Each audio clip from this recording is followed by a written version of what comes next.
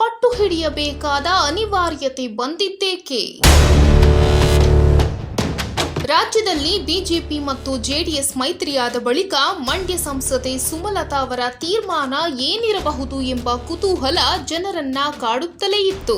ಇದಕ್ಕೆ ಉತ್ತರ ಇವತ್ತಿನವರೆಗೂ ಸಿಕ್ಕಿಲ್ಲವಾದರೂ ಲೋಕಸಭಾ ಚುನಾವಣೆ ಹತ್ತಿರವಾಗುತ್ತಿರುವ ಈ ಸಮಯದಲ್ಲಿ ಪಕ್ಷೇತರರಾಗಿ ಗೆದ್ದು ಬೀಗಿದ ಅವರು ಬಿಜೆಪಿ ಮಂಡ್ಯ ಕ್ಷೇತ್ರವನ್ನು ಉಳಿಸಿಕೊಳ್ಳಬೇಕೆಂದು ಹೇಳಿಕೆ ನೀಡುತ್ತಾ ಬಿಜೆಪಿಯ ಟಿಕೆಟ್ಗಾಗಿ ಪಟ್ಟು ಹಿಡಿಯಬೇಕಾದ ಅನಿವಾರ್ಯತೆ ಬಂದಿದ್ದೇಕೆ ಎಂಬ ಪ್ರಶ್ನೆ ಮೂಡತಿರದು.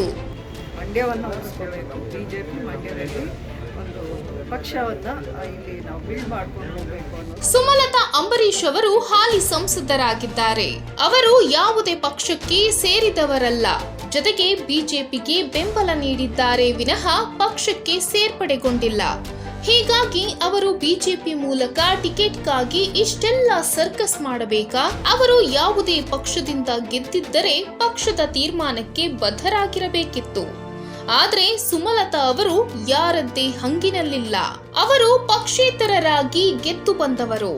ಅವರಿಗೆ ಜನ ಬೆಂಬಲವೇ ಅವರನ್ನು ಗೆಲ್ಲಿಸಿ ಸಂಸತ್ತಿಗೆ ಕಳುಹಿಸಿದೆ. ಒಬ್ಬ ಪಕ್ಷೇತರ ಅಭ್ಯರ್ಥಿಯಾಗಿ ಗೆದ್ದು 5 ವರ್ಷಗಳ ಕಾಲ ಸಂಸದರಾಗಿ ಕೆಲಸ ಮಾಡಿದವರು ಇವತ್ತು ಬಿಜೆಪಿ ನಾಯಕರ ಮುಂದೆ ಟಿಕೆಟ್ಗಾಗಿ ಕೈಯೊಡ್ಡಿ ನಿಲ್ಲಬೇಕಾ ಎಂಬ ಪ್ರಶ್ನೆಗಳನ್ನು ಅವರ ಅಭಿಮಾನಿಗಳು ಕೇಳುತ್ತಿದ್ದಾರೆ.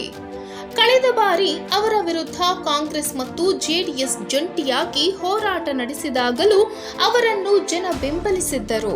ಅವರಿಗೆ ಬೆಂಬಲವಾಗಿ ಕೇವಲ ಜನ ಮಾತ್ರವಲ್ಲದೆ ಪಕ್ಷ ಭೇದ ಮರೆತು ಕೆಲವು ನಾಯಕರು, ಚಿತ್ರರಂಗದ ಕಲಾವಿದರು ಹೀಗೆ ಪ್ರತ್ಯಕ್ಷ ಮತ್ತು ಪರೋಕ್ಷವಾಗಿ ಹಲವರು ತಮ್ಮ ಸಹಕಾರ ನೀಡಿದ್ದರು. ಅವತ್ತು ನಡೆದಿದ್ದು ಸ್ವಾಭಿಮಾನದ ಯುದ್ಧ. 2019ರಲ್ಲಿ ಮಂಡ್ಯದಲ್ಲಿ ನಡೆದ ಲೋಕಸಭಾ ಚುನಾವಣೆಯನ್ನು ನೆನಪಿಸಿಕೊಳ್ಳುವುದಾದರೆ ಅದು ಕೇವಲ ಚುನಾವಣೆಯಾಗಿ ಉಳಿದಿರಲಿಲ್ಲ. ಅದು ರಾಜಕೀಯ ಮತ್ತು ಸ್ವಾಭಿಮಾನದ ಯುದ್ಧವಾಗಿ ಬಿಂಬಿತವಾಗಿತ್ತು. ಸುಮಲತಾ ಅವರು ಮಂಡ್ಯದಿಂದ ಸ್ಪರ್ಧಿಸಲೇಬೇಕೆಂಬ ಒತ್ತಾಸೆ ಮಂಡ್ಯದ ಜನರದ್ದಾಗಿತ್ತು. ಜೊತೆಗೆ ಅಂಬರೀಶ್ ಅವರ ನಿಧನದ ಅನುಕಂಪ ಇಡೀ ಜಿಲ್ಲೆಯನ್ನಾವರಿಸಿತ್ತು. ಜೊತೆಗೆ ಕುಟುಂಬ ರಾಜಕಾರಣದ ಆಕ್ರೋಶ ಜನರಲ್ಲಿ ಎದ್ದು ಕಾಣಿಸುತ್ತಿತ್ತು. ಇದೆಲ್ಲವೂ ಸುಮಲತಾ ಅವರನ್ನು ಗೆಲ್ಲಿಸಲು ಸಹಕಾರಿಯಾಯಿತು. ಚುನಾವಣೆ ಬಳಿಕ ಪಕ್ಷೇತರರಾಗಿ ಉಳಿದ ಸುಮಲತಾ ಅವರು ಸಮಯ ಸಿಕ್ಕಾಗಲೆಲ್ಲ ತಮ್ಮ ಎದುರಾಳಿ ಜೆಡಿಎಸ್ನ ನಾಯಕರಿಗೆ ಟಾಂಗ್ ನೀಡುತ್ತಲೇ ಬಂದಿದ್ದಾರೆ. ಕಳೆದ ವಿಧಾನಸಭಾ ಚುನಾವಣೆಯಲ್ಲಿ ಬಿಜೆಪಿಗೆ ಹತ್ತಿರವಾದ ಅವರು ತಮ್ಮ ಬೆಂಬಲವನ್ನು ಬಿಜೆಪಿಗೆ ನೀಡಿದ್ದರು. ಅದರ ಪರಿಣಾಮ ಮಂಡ್ಯದಲ್ಲಿ ಬಿಜೆಪಿ ಗೆಲ್ಲಲು ಸಾಧ್ಯವಾಗದೆ ಹೋದರೂ ಜೆಡಿಎಸ್ ಅನ್ನು ಸೋಲಿಸಲು ದಾರಿ ಮಾಡಿಕೊಟ್ಟಿತು ಎನ್ನುವುದನ್ನು ತಳ್ಳಿ ಹಾಕಲಾಗದು.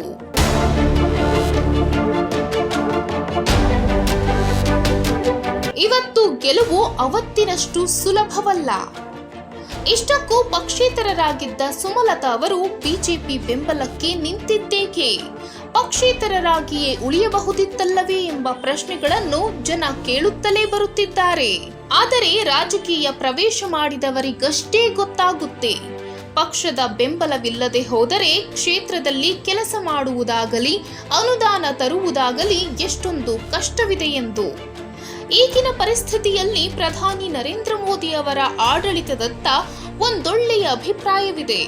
ಜೊತೆಗೆ ಚುನಾವಣೆಗೆ ನಿಂತು ಗೆಲ್ಲುವ ತವಕ ಮತದಾರರು ಅನುಕಂಪದಿಂದ ಮನೆ ಮಗಳಂತೆ ನೋಡಿದರೂ ಆ ನಂತರ ರಾಜಕಾರಣಿಯನ್ನು ನೋಡುವಂತೆಯೇ ನೋಡುತ್ತಾರೆ.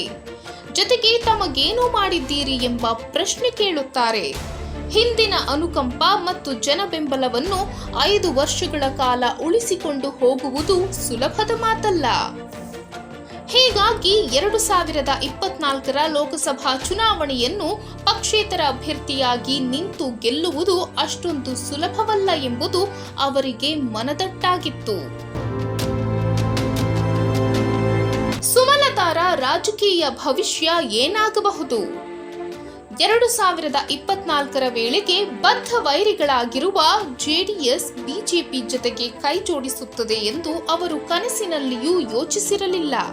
ಹೀಗಾಗಿ ಬಿಜೆಪಿಗೆ ಬೆಂಬಲ ನೀಡಿ ಆ ಪಕ್ಷದೊಂದಿಗೆ ಗುರುತಿಸಿಕೊಂಡರೆ ತಮ್ಮ ಹಾದಿ ಸುಗಮ ಎಂದೇ ನಂಬಿದ್ದರು. ಆದರೆ ಆಗಿದ್ದೇ ಬೇರೆ. ಜೆಡಿಎಸ್ ಬಿಜೆಪಿ ಜೊತೆ ಕೈ ಜೋಡಿಸಿದೆ. ಜೊತೆಗೆ ಮಂಡ್ಯ ಕ್ಷೇತ್ರದ ಮೇಲೆ ಕಣ್ಣಿಟ್ಟಿದೆ. ಈಗ ಸುಮಲತಾ ಅವರು ನನಗೆ ನಿಮ್ಮ ಬೆಂಬಲ ಬೇಡ, ನನ್ನ ಪಾಡಿಗೆ ನಾನು ಪಕ್ಷೇತರರಾಗಿ ಸ್ಪರ್ಧೆ ಮಾಡ್ತೇನೆ ಎಂದು ಹೇಳುವ ಪರಿಸ್ಥಿತಿಯಲ್ಲಿಲ್ಲ. ಈಗ ಅವರು ಬಿಜೆಪಿ ಜೊತೆಗಿದ್ದುಕೊಂಡೇ ಬಿಜೆಪಿ ಟಿಕೆಟ್ಗಾಗಿ ಹೋರಾಟ ಮಾಡಬೇಕಾದ ಅನಿವಾರ್ಯತೆ ಎದುರಾಗಿದೆ. ಅವರು ಅದಕ್ಕಾಗಿ ತಮ್ಮದೇ ಆದ ಪ್ರಯತ್ನವನ್ನ ಮಾಡುತ್ತಲೇ ಬಂದಿದ್ದಾರೆ. ಈ ವಿಷಯದಲ್ಲಿ ಬಿಜೆಪಿಯ ರಾಜ್ಯ ನಾಯಕರಾಗಲಿ ಕೇಂದ್ರ ನಾಯಕರಾಗಲಿ ಎಲ್ಲಿಯೂ ಮಾತನಾಡುತ್ತಿಲ್ಲ.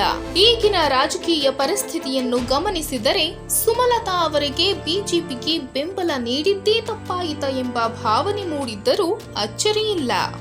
ಬಿಜೆಪಿಯ ಕೇಂದ್ರ ನಾಯಕರು ಏನು ತೀರ್ಮಾನ ಕೈಗೊಳ್ತಾರೆ ಎಂಬುದರ ಮೇಲೆ ಸಂಸದೆ ಸುಮಲತಾ ಅವರ ರಾಜಕೀಯ ಭವಿಷ್ಯ ನಿಂತಿರುವುದಂತೂ ಸುಳ್ಳಲ್ಲ.